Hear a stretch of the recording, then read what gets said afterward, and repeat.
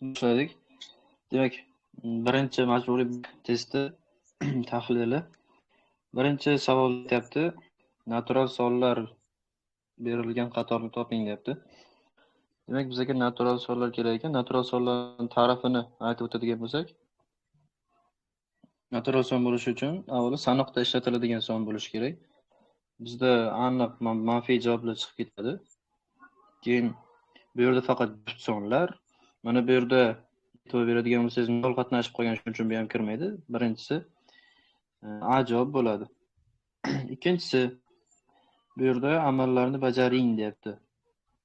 Manfiy va musbat sonlarni hisoblashda bitta qoida bor. Agar ishora ikki xil bo'ladigan bo'lsa, ya'ni mana birinchi qavsda 16 plus 4 minus 16 plus 4 degan narsa qatnashyapti. Bunda hisoblashda kattasidan kichigiga ayriladi, ishorasiga qaramasdan kattasidan kichigiga ayriladi va kattasini ishorasi qo'yiladi. Menimcha shu qoida bilan ishlasanglar adashmaysizlar. Ya'ni 16 dan 4 ni ayiradigan bo'lsa 12, kattasi 16 bo'lgani uchun minus 12. Ya'ni kattasi deganda aslida plus 4 minus 16 dan katta. Lekin ishorasiga qaramasdan kattasini topib, keyin ishorasini qo'ysanglar, bu maqsadga muvofiq bo'ladi. Ham menimcha bu qoida barcha ikki xil ishorali sonlarni qo'shib ayirishga qo'l kelaveradi.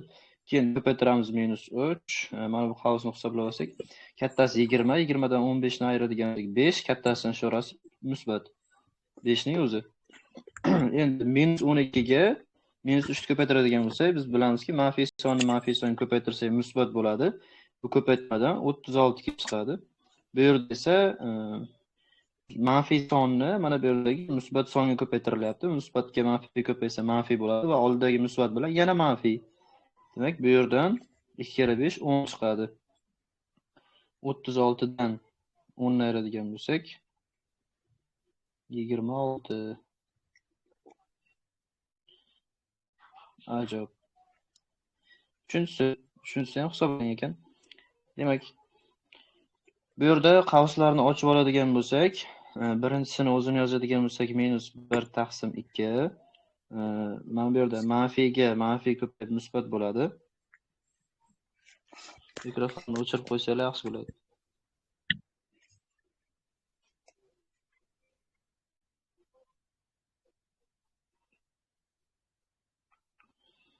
Manfiyga manfiy musbat, ya'ni 5 taqsim 8. Musbatga manfiy esa manfiy 7 taqsim 16. Endi bu yerda umumiy maxraj e ko'p bilan topiladi. 2 8 16 ga e ko'p 16 o'zi bo'ladi albatta. Bu yerga 2 tadan, bu yerga esa 8 tadan beramiz, bunga bittadan.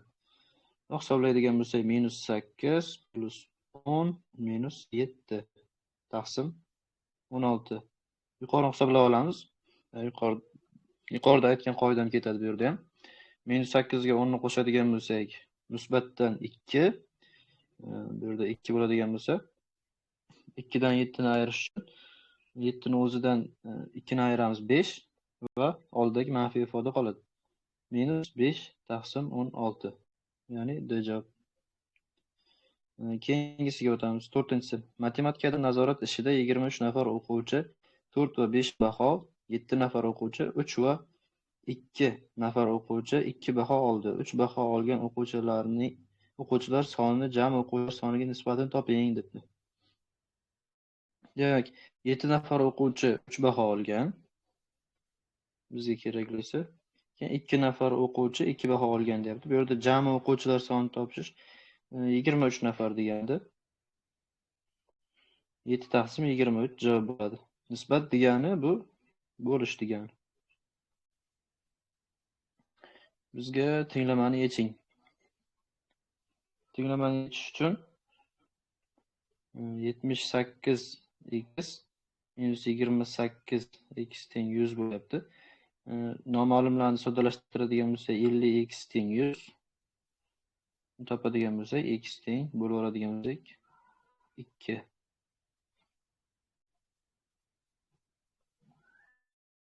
Kvadrat yuzining necha foizi bo'yalgan debdi. Bu yerda sanab olamiz mana budagisini.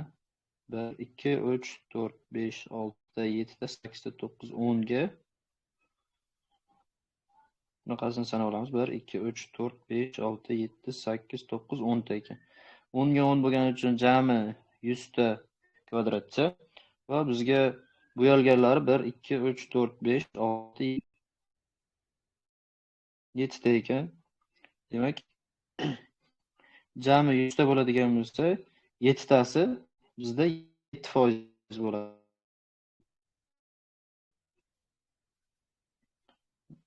7 sizda 4 ta kitob, do'stingizda esa 5 ta kitob bor. Sizlar bittadan kitobingizni o'zaro ochmoqchisiz. Bu ishni necha xil usulda amalga oshirishingiz mumkin debdi. Demak, bunaqa kombinatorikaga oid misollar ikkita soni ko'paytmasi bo'lib qoladi, ya'ni 4 kira 5 teng 20 bo'lib qoladi. Keyingi savol o'tadigan bo'lsak, siniq chiziq rasmda berilgan qonuniyat bo'yicha davom ettirilsa, qaysi nuqtadan o'tadi? Demak, qonuniyatni topib olamiz. Mana bu yerdan ikkita yonga va 3 ta tepaga yuryapti. Keyin ikkita pastga, yana ikkita yonga xuddi shunaqa ketyapti. Mana bu yerga qarab boradi. Ikkita pastga, yana mana bu yerga qarab boradi.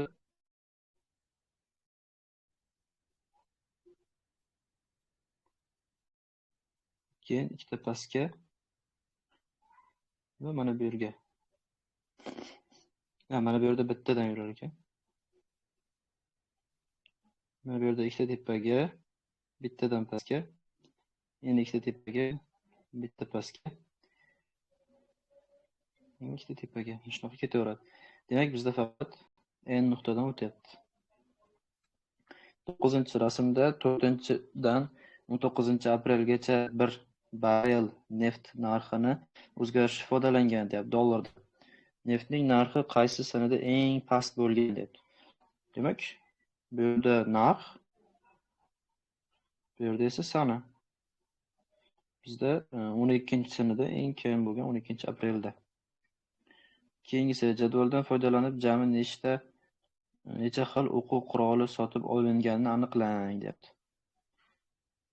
Necha xil desa, mana bu yerga qaraymiz. Sumka, daftar, ruchka, rangli qalamlar bo'ladi. Miqdoriga inobatga olmaymiz. Faqat 4 xil. 11-si dunyo aholisi 2020-yilga kelib 7 milliard 757 million 156 ming 173 kishiga yetdi. Dunyo aholisi sonini milliongacha yaxlitlang deyapti. Demak, yaxshi savol. Milliongacha yaxlitlang degandan keyin biz birinchi bo'lib millionni topib olamiz. Bu yerda mana bu birlar, o'nlar, yuzlar, minglar, 10 minglar, 100 minglar va millionlar. Millionlarni olamiz va undan bitta oldingisiga qaraymiz. Demak, bitta oldingisi bizda 1 bo'lyapti. Shu yerda esda qolish uchun mana bunaqa qilib ketsak bo'ladi. Mana bu yerda 5 bor deylik, mana bu yerda 10 bor deylik, mana bu yerda 0 bor. Agar yaxlitayotgan soningiz 5 va undan katta bo'lsa, mana bu tanlab olgan, mana bu tanlangan son, tanlab olingan songa 1 qo'shiladi. Agar 0 va 5, 0 va 4 gacha bo'lsa, 0 va 4 gacha bo'lsa, qo'shilmaydi. Shunchaki o'sha tanlab olingan songacha bo'lgan sonlar tashlab yuboriladi. Bu yerda ham 1 bo'lganligi uchun, bu tarafda bo'lganligi uchun mana shu yerdagi hammasini tashlayveramiz va bizning javob. Keyingisi 4 metr kvadrat 30 detsimetr kvadrat necha santimetr kvadrat debdi. Bizda 1 metr kvadratimiz yozadigan bo'lsak, 1 detsimetr kvadratimiz 100 santimetr kvadrat, 1 metr kvadratimiz esa 10.000 santimetr kvadrat bo'ladi. Endi hisoblaydigan bo'lsak, 4 metr kvadrat bo'lgandan keyin 40.000, 30 bo'lgandan keyin 30 ni 100 ga ko'paytirsak 3.000 bo'ladi. Demak, 40.000 ga 3.000 qo'shadigan bo'lsak 43.000. Rasmdagi uy sxemasiga ko'ra eng katta xonaning yuzini toping debdi. Demak, mana bu yer 6 bo'ladigan bo'lsa, bu yer ham 6 bo'ladi. Bu taraf 6 bo'lsa, bu yer ham 6 bo'ladi. 8 bo'lgandan keyin mana bu kichkinachasi 2 bo'ladi. Endi eng kattaligi qaysiligi bilinib turibdimi? Bu bo'ladi eng katta yuza. Faqat buni tomon topib olish kerak. Tomoni bu taraf 8 ligi berilgan. Mana bu jami 20 bo'lsa, mana bu yergacha 6 bo'lgandan keyin bu yeri 14 bo'ladi. S teng 8 ko'paytirilgan 14. Bu bizda 112 degan javob chiqadi. Xo'p. Demak, keyingisi. Qirrasi 3 sm bo'lgan kublardan rasmdagi parallelipiped yasaldi. Hosil bo'lgan parallelipipedning eni, bo'yi va balandligini toping. Qirrasi 3 sm deyapti. Demak, kichkina kubchalarning qirrasi 3 sm bo'lsa, shuni topib olamiz. 3 3 bitta, ikkita, 3ta, 4ta. Demak, 4 kira 3imiz 12. Bitta, ikkita, 2 kira 3imiz 6. Bu yerda ham bitta, bunisi ikkinchisi. 2 kira 3imiz yana 6. 6 6 12. B javobda 12 6 6 degan turibdi.